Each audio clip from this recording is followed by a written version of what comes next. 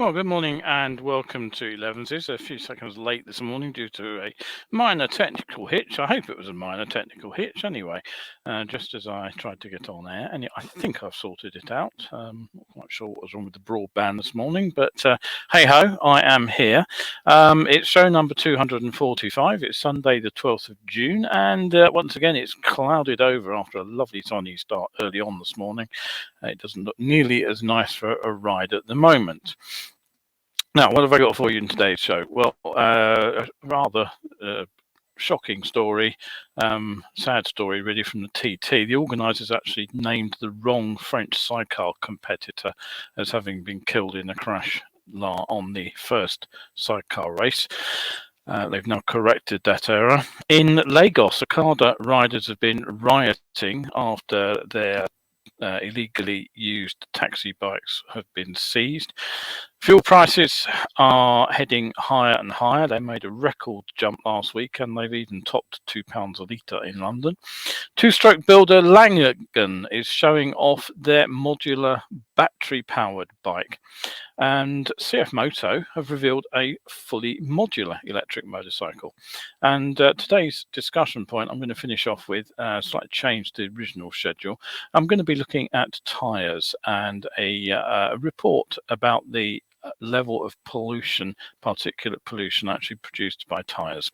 So grab yourselves a cuppa, settle yourselves down for the next 30 minutes or so while you watch the show. Don't forget, if you have anything to say, comments, feedback, questions, puzzles generally, drop me a line. I'm always happy to hear what you have to say. If you've got anything that you'd like me to cover in a future discussion topic, please drop me a line. I'm more than happy to answer that. So Kevin's looked in. Good morning, Kevin. Good to see you. All right. So first things first then, the first story. Well, this year's TT races on the Isle of Man are now over for 2022, but the questions that will undoubtedly be being asked already at the highest levels is just how it came to be that the organisers announced the death of the wrong competitor after a fatal crash on lap 1 of the first sidecar race on Monday. Now, the races themselves are organised by ACU Events Limited on behalf of the Isle of Man's government's Department for Enterprise, and the statement was issued after the first sidecar race was red flagged. It was subsequently abandoned, and it said that passenger Olivier Lavorel had died. And it was corrected during the week when it was confirmed that it was actually the driver of the outfit, Cesar Chanal, who had died in the crash. And Lavorel himself actually remains in a critical condition. He was airlifted first to Nobles Hospital on the Isle of Man, and now he is in Aintree Hospital in Liverpool. Now, in the statement, the organisers said an initial identification procedure was conducted using established procedures and would appear to have resulted in a mistaken identification. And they went on to confirm the change of identity of the rider who died and the one who's in hospital. The statement said that both competitors' families have now been informed and that a thorough review of the processes relating to the identification of competitors will take place in due course. And it concluded by asking that people do not speculate on social media, which of course is exactly what has been happening. Now, sadly, the first races on the island since 2019 saw a total of 5 deaths this year, and the equally traditional calls for the event to be banned have sprung up with redoubled force. Now, personally, I have to say I love watching the racing. I've been there a couple of times myself in person, and this year I took out the new live streaming pass to watch the events in real time, or reasonably close to real time anyway. But I have to say I'm also slightly uneasy at the fact I'm watching an event that so often leads to fatal crashes. Welsh rider Mark Purslow died in a practice crash. Northern Ireland rider Davy Morgan suffered fatal injuries in an accident on Monday. And on Friday, father and son sidecar crew Roger and Bradley Stockton both lost their lives in the second of the 2 sidecar races. Now, defenders of the TT often point to the huge distances the riders cover in practice on race day. The 6-lap race, of course, over the 37.75 mile circuit is 226 miles. By comparison, the longest MotoGP races are just 70 to 80 miles in length, but the TT circuit, being a road course, is unforgiving, and there are very few places a rider can crash and not be at real risk of hitting something very solid. Now, sadly, 5 deaths at the TT in a year is pretty typical of recent years. There have been worse years, of course. 2005 was a particularly bad year with 9 deaths, but I think the last year that there were no fatalities was 2001. By comparison, the last 20 years of MotoGP has just there have just been 5 deaths across all 3 classes. And you know, the thing is with the TT bikes, there's 20 years of development since that last fatality-free year, and the bikes have just got faster and faster and faster. The tyres also have got better. That's something I'll be returning to at the end of the show. And even the 600s are now lapping at speeds which were unprecedented just a few years ago, and they're topping 170 miles an hour too. I know these are race developed, but even so, that is a fairly phenomenal speed from what was effectively a road-based motorcycle.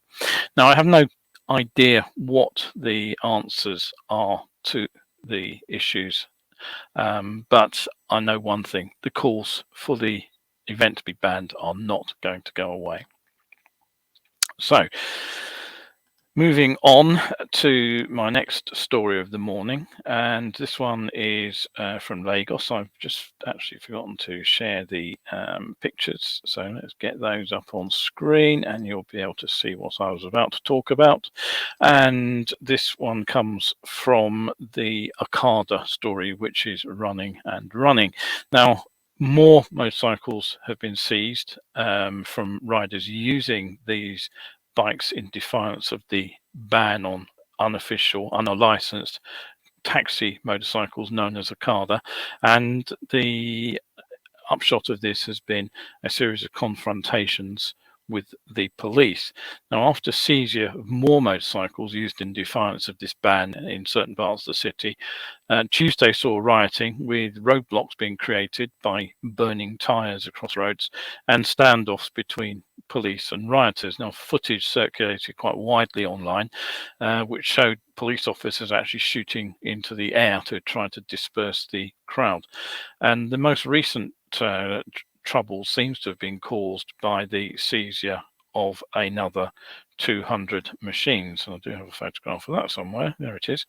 A police spokesman, however, downplayed the trouble, saying nothing to worry about, just some lawless motorcycle operators trying to cause trouble after their motorcycles were impounded in the city. Now, okay. The troubles continued over the course of the next few days, and on Friday night, apparently, a spokesman said that after reports that these machines were continuing to work after dark, they changed tactics and they made a raid to seize bikes at night, and they said hoodlums and a Okada rider tried to stop them. The authorities do point out that uniformed couriers, official couriers working for registered companies, and ordinary motorcyclists are not being affected by this ban. Now, although there were previous bans in place, the government enacted new laws and they have been applying them forcefully since the 1st of June.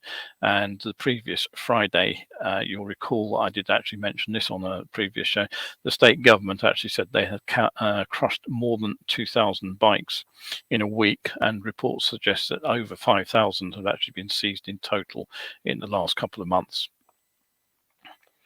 So don't forget, you are watching Elevenses. I'm Kevin Williams of Survival Schools Rider Training.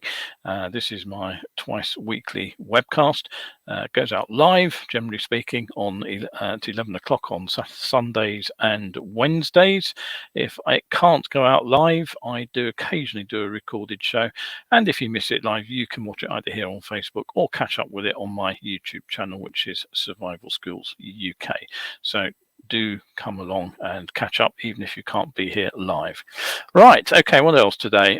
Well, on my 2 recent long distance trips, one was to the pretty much the westernmost point of the Scottish mainland, and the other was to the far southwest to Cornwall. One thing I did notice was that petrol was cheaper outside the southeast. Now, we filled up for less than I can in my local Asda here, which is usually the cheapest source of petrol, at a small filling station in Fort William, which is miles from anywhere, frankly, and at a tiny petrol station in Hawes in the middle of the sort of Yorkshire uplands there, we actually filled up for less than anywhere else on the entire trip.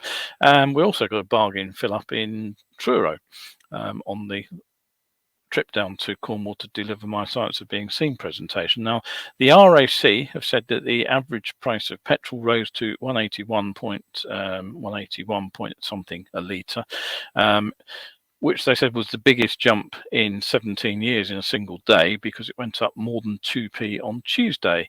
And supermarket chain Asda, which has usually got the cheapest fuel in my part of the world, actually bumped their price by 5p a litre. And the forecast is that despite the somewhat unexpected drop in the cost of wholesale petrol, that went down about 5p a litre on Tuesday, the prices could soon hit £2, since it will take several weeks for that drop to filter through from the wholesale price to the pump price. At least we hope some of it will filter through. But frankly, here in London, it's been well over 180 for weeks and weeks. I don't know where they're getting their average price from.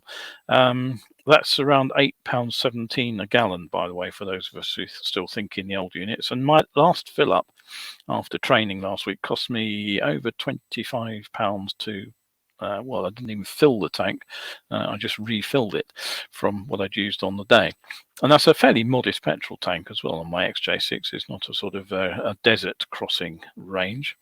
And something I've noticed is that whilst the supermarkets are still offering the cheapest fill-ups, usually, the saving has proportionately dropped. Now, typically, a supermarket fill-up 2 years ago, pre-COVID, was probably saving me 4 to 5p a litre over the cheapest equivalent petrol station. Now, despite the price of petrol having gone up by around a third since that point, the actual pence per litre saving has actually stayed the same. It's still around about 4p, so it might even have shrunk a little actually. So here's something to think about. Shopping around for fuel actually isn't saving much when you're filling a motorcycle tank. It may be slightly different if you're putting 60 odd litres in your car, but when it's 4 or 5 sort of gallons in a motorcycle, I think my bike's 18 litres from if it's on fumes. I sort of generally, from when I refuel, I'm putting in maybe 12 or 14 pounds previously. That's gone up to 18 to 20 plus. And I get about 55 mpg, about 12 miles per litre out of the bike. So the maths means it's not actually worth driving out of my way, even just by a couple of miles, to fill up somewhere that's only 4p cheaper, because I'm only going to save sort of 40p if I put 10 litres of fuel in. So 185 a litre, I'm burning about 15 pence per mile of petrol. So if I travel 2 miles there and 2 miles back, I've actually spent 20p more than I actually saved on the fuel. So I actually wonder how many people have done the maths, and I wonder how many people are still actually looking for cheap petrol stations and then making a detour to get to them. So it's really not worth the effort at the moment, I have to say.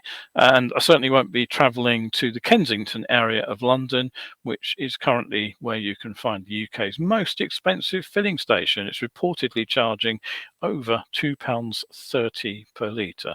I know Kensington's exclusive, but that frankly is ridiculous.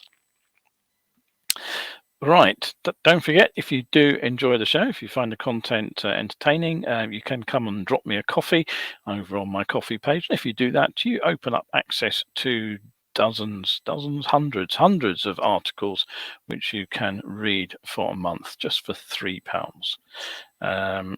Kevin has just said about the petrol, £2 and 1.9 pence. I haven't been out today to fill the tank, so I might be already behind the times. That is actually fairly scary, isn't it? I can remember the days when it was £1 a gallon. Good Lord.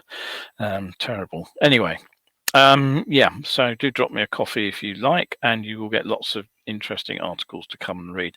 Right, okay, so where are we? On to our next story.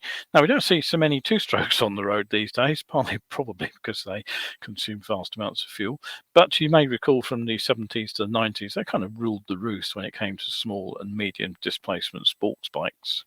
And, you know, I still remember some of the iconic models, the Yamaha RDs, of course, the triple cylinder KHs from Kawasaki, and even the not quite so attractive GTs from Suzuki. But they certainly weren't environmentally friendly. And I do remember on one of my first rides on my 125 that I was overtaken by a KH250 triple on the Sidcup bypass, just about the point where we reached the national speed limit. And the rider duly opened it up and cleared his pipes, as you did in those days. And my little 125 disappeared into a choking cloud of white two-stroke smoke, which sort of filled the road from side to side. Now, the new low smoke oils and more carefully metered injection put a stop to that. So, you know, pretty much by the 90s, two-strokes they didn't smoke particularly. They might sort of give out a little bit when you open the throttle wide after running around town all day, but they certainly consumed a lot more fuel than the equivalent two-stroke, four-stroke. Now, one advantage, of course, of the two-stroke is you get a high power-to-weight ratio. So not surprisingly, they found favour for racetrack use, but also for off-road riding. It's frankly quite a lot easier to pick up a small two-stroke than it is an equivalently powered four-stroke bike, thanks to that lack of mass. So it's no huge surprise to find that the UK firm Langen Motorcycles, who are builders of one of the few remaining road legal two-strokes, are edging towards what could be an electric future for them with an off-road motorcycle. Now, Langen Technology is an offshoot of the petrol engined manufacturer, and they are developing a prototype trail bike which uses small 1.7 kilowatt hour batteries, which they call power pods. Now, those have apparently been produced by another company called Brace Technology. Each pack weighs around 10 kilograms, so you can pick it up fairly easily. Gives you about a 20 to 30 mile range, depending on usage. And the interesting thing is the battery is modular, so you can add more batteries for extra range, or you can run with just one for maximum weight saving. The batteries themselves are fairly sort of standard fare. They can be charged from home, from a domestic supply apparently, or you can use them as a portable power source if you want to. Now, Langen have had a prototype up and running for a while, around a year apparently. So, and then I would say that nothing I have said here is actually new. I've been showing plenty of electric scooters which remove portable battery which have portable battery packs which you can remove. There are scooters which have more than one battery. You've got one on either side, so you can double the range, have one charging whilst the other's in the bike, that kind of thing. And I've also shown you utility electric bikes which can be used to drive power tools. So here's the Langen, and as you'll see, it's a very conventional sort of looking off-road bike, and you can see the three batteries stacked in the middle of the machine. Now I'll just zoom in on that a little bit so you can see how they work. There's the three batteries, one on top of the other. Now the interesting thing is that according to Langen, and this is the novel bit, the bikes are designed to discharge the batteries on a cascade principle. So in other words, as you ride it, it will empty one battery, then it'll move on to the next battery and empty that, and then it will drop to the third battery, or however many there are in the frame, and it'll empty that. So what you can actually do, if you want to sort of top up your range before you're on empty, is actually pull out an empty battery and put a new one in, and it will be akin to filling your petrol tank. So as exactly how Langen describe it, as sort of like a fuel tank, you can top up by pulling one out and putting another in its place. Now the hope is that this bike will not just be emissions friendly, of course, but the lack of engine noise will help to reduce noise complaints when off-road bikes are used on green lanes, so-called green lanes, where not only, of course, the motorcycles have access, but also cyclists, pedestrians, and horse riders. So, despite the fairly neat appearance of the bike, Langen do say, however, that the finished product is 2 to 3 years off, though they do seem to be working or open to working with another manufacturer to get the bike actually on the road. So that's an interesting idea. I quite like that. If I had an off-road bike, I could handle something like that, I'm sure. So, okay, on to our next story. CFMoto, they have been steadily increasing their range of petrol-engined bikes, and we've seen CFMoto arriving in the UK and starting to make a little bit of an impact. People are still a little bit distrustful of Chinese motorcycles, even though a surprising number of the so-called mainstream manufacturers are actually utilizing components, at least, and sometimes fully constructed bikes that are manufactured in that country. But they've just shown off the company's forthcoming electric sub-brand. And the first bike out of the traps is an electric police spec motorcycle, which has been developed for the domestic market. Now, this isn't entirely new because the bike was first seen at one of these shows as a sort of concept vehicle a couple of years ago, but more details are now available about how the bike is being put together. So the CFMoto 300 GT ET runs an off-the-shelf water-cooled motor, which is sourced from a company called Nupo. It's rated at 10.5 kilowatts, which is around about 14.5 horsepower, so that's equivalent to 125 power. That's continuous power. It goes up to a peak of 16.8 kilowatts, which is about 22 horsepower for short bursts. So giving it the equivalent performance maybe of, say, a 300cc single air-cooled engine, something like that. So estimated top speed is around 75 miles an hour, but the torque figure and the ability to sort of go up to a short peak of power should give the bike some fairly impressive acceleration, even though it won't be able to cruise particularly quickly. The battery itself is claimed to give a range of around 150 kilometers with fast charge capability, and the power is transmitted through an integrated single gear to a belt, and a small radiator is fitted to deal with excess heat. Now, here is the interesting part of the battery. If you have a look at the top part of this picture here, again, I'll just zoom in on that and try to give you a bit of an overview. There it is. This is a patent picture, which is doing the rounds on various magazines at the moment. You will see that the battery is actually built into a cast alloy central section, and the front and rear subframes are mounted directly to the battery, as are the footrest hangers. So that basically allows the battery to be mounted a little bit lower in the frame than it would if it were fitted into a conventional wraparound style frame. But it does mean that the battery has to be a stressed member. Now, the upside of this is that there is potential to hang different front and rear ends off that battery, along, of course, with a revised bodywork and changed rider ergonomics too. So there's the implication that there could be a range of different models ready to appear based around this particular battery unit. So you could end up with a sports bike, you could end up with a even potentially, I suppose, an off-road motorcycle. Anyway, the modular layout also allows the bike to feature a different motor. The fixed part seems to be the battery pack here. Now, the implication, of course, is that you can keep the R&D costs for this new range of bike down to a minimum. And here is in fact, the first bike. It's the police issue 300 GTE, and as you can see, it's got plenty of space for carrying equipment. So you've got the flashing light pole.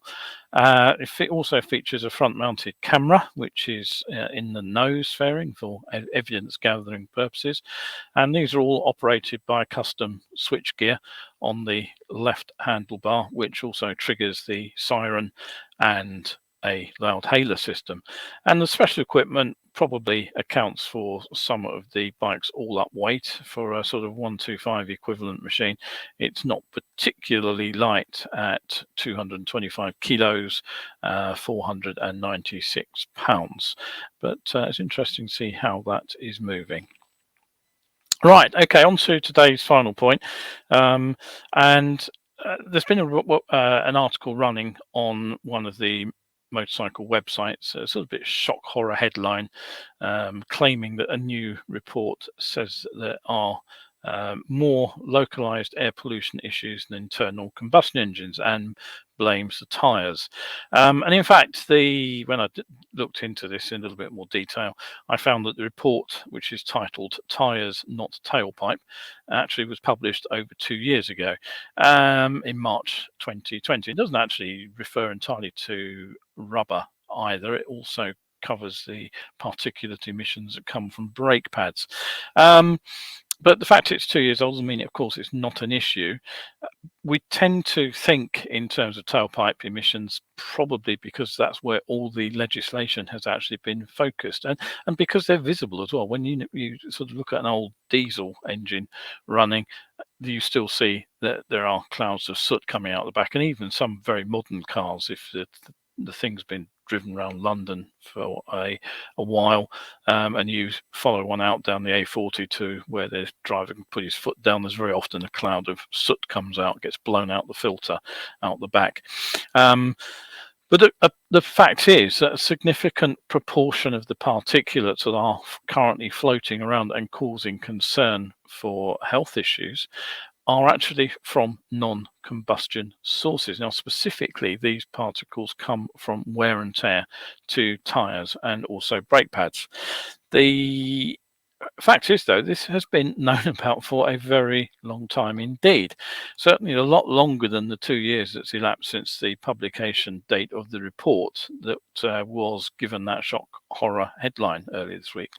And it didn't actually take me more than 10 seconds on Google Scholar to find some relevant papers. There was one written in 2012, which was entitled "Automobile Tyres, a Potential Source of Highly Carcinogenic Dibenzopyrenes to the Environment." Okay, so obviously, without worrying about what a dibenzopyrene is, carcinogenic never sounds good, does it?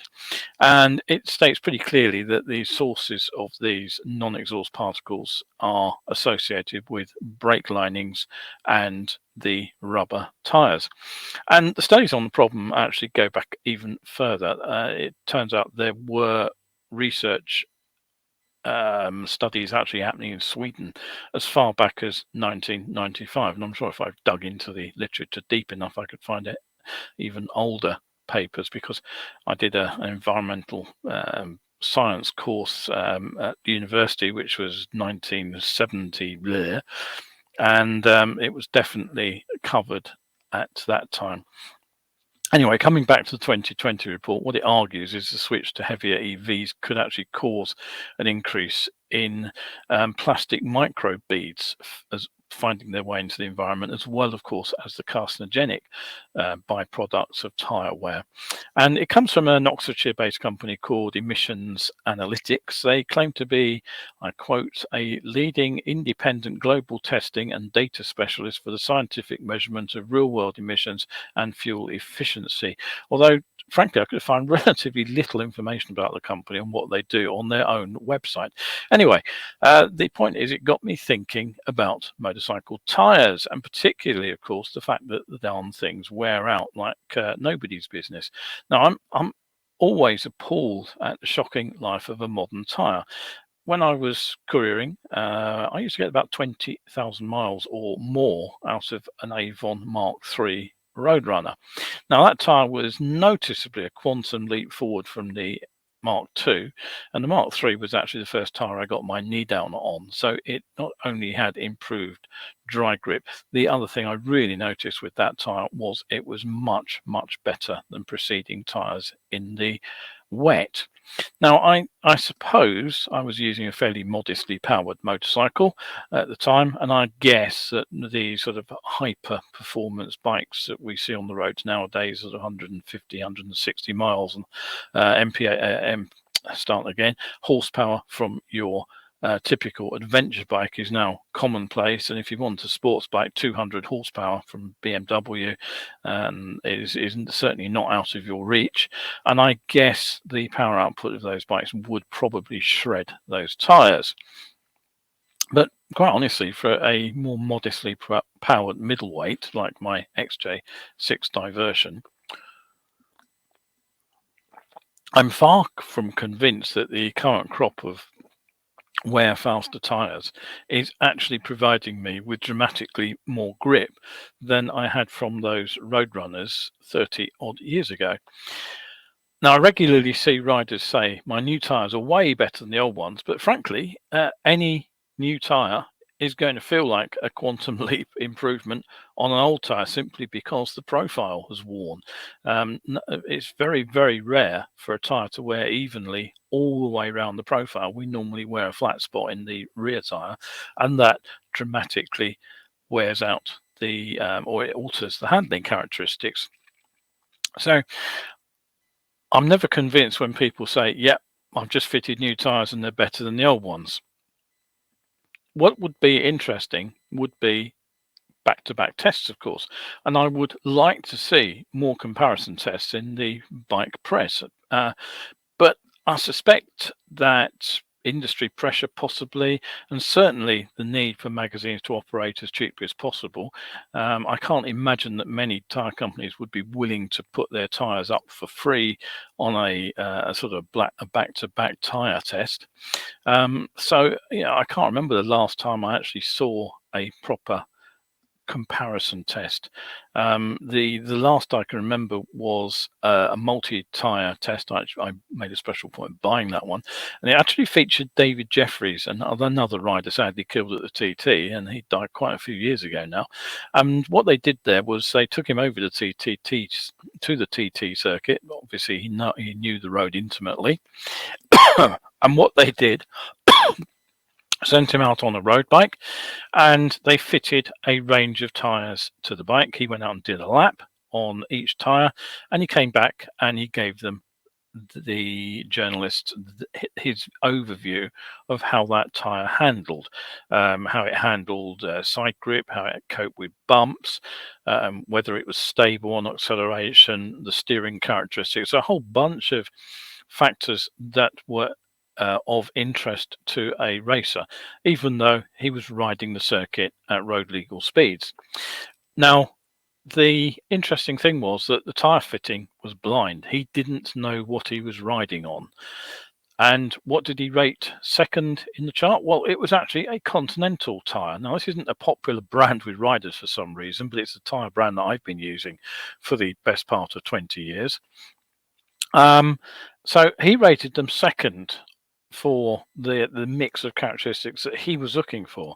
The magazine tested them themselves, and they produced a final rating for these tyres based on their own findings and what David Jeffries came up with, and somehow they managed to move the Continentals almost to the bottom of the chart. So I kind of I wondered immediately, was this really an independent test, or was there some leaning on from other brands? Was advertising involved, perhaps? Was there, sort of offers of free product to the magazine? I honestly don't know. I can't say, but I certainly did wonder why they got such different results to one of the best road racers at the time was getting, riding on a road that he knew intimately well. And here's the second issue, really. Even new tyres, they claim it's going to be a big improvement on the last generation tyre, but how can that be? Think about the technology involved. The technology is changing incrementally, but we haven't had a huge change since probably cross-ply tyres went to bias belted, went to radials. Possibly we now have multi-compound tyres. That has been mastered, and you can have tyres that are hard in the middle and soft on the outside. So those are probably the biggest changes. Obviously the manufacturers are desperate to keep their product line fresh, and that's something else I regularly see, is that riders won't buy a particular tire model because they say it's been around for a few years, so it's obviously out of date and I've got a modern bike. But it does assume that the replacement tire is really that much better. I'd be really interested to see a standardized tire wear test. Now, it really wouldn't seem to me to take much to build something. I mean, after all you need to do is take a tire, put it on a standardized rig of some sort, and then spin the tire against an abrasive surface. Very much along the lines of, in fact, what's already being done with protective clothing. You may have to build in sort of loading factors, and you may have to build in the fact that the tire might need to sort of tilt from side to side rather than just run it in an upright position. So you're testing all the different compounds on the tire. But I really don't see that something along these lines couldn't be done relatively easily with modifications to the kind of technology that we already have. So currently, what are we relying on to find out what's a good tire and what's a bad tire? It's anecdote, and I will quite happily tell you that the Continental Motion tires that I've been using for the last 15 years or something are perfectly adequate for everything I do on the bike, chasing rather quick motorcycles on training courses, ambling down country lanes, riding 2-up on holiday on the bike. It does all of that without any problem at all. It copes with dry weather, it copes with wet weather. The only thing I would say those tires don't really like is mud, and if I managed to get myself onto a country road which has been heavily hit by farming, and I did end up on one of those just recently, and I was slithering around all over the place, but it's a road tire, it's not designed to do that. Anyway, so what I would say, finish off, if you do want to do your bit for the environment, maybe it is time to think what you are running on your bike, and if your tyres are wearing out in 2,000 or 3,000 miles, just have a think about the impact that is having on the environment. Maybe it is time to think less about performance of the bike and more about the performance of the world in general, and switch to some longer lasting touring tyres. All right, that is pretty much it for the day. Don't forget, there are a couple of events coming up. I have my next ride out, which will be Beaconsfield out into the Oxfordshire countryside. That's the 25th Saturday. That's a free to turn up to event. I'm just looking for the date of it, just to double check the date I've got it right. Yes, it is Saturday the 25th. I've got one space left on that, I think, as I last checked. As I said, these are going to be small groups, just 5 people on these rides.